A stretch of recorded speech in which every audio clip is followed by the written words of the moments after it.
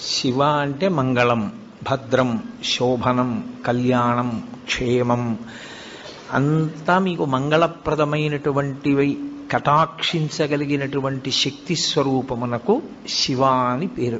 అందుకే శివునకు అమంగళమునకు సంబంధం ఉండదు. అసలు ఆయన ఎన్నడూ అమంగళము చేయువాడు కాడు.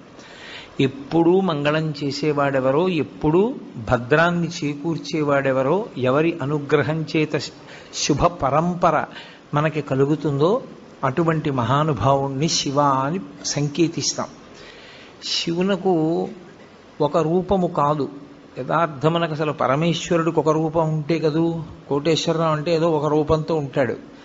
పరమేశ్వరుడికి అలా ఒక రూపం ఉండదు. ఆయన చేసినటువంటి చేష్టితముల వలన భక్తులను అనుగ్రహించాలనేటటువంటి ఆయన యొక్క కారుణ్య తీవ్రత వలన ఆయన అనేక రూపములను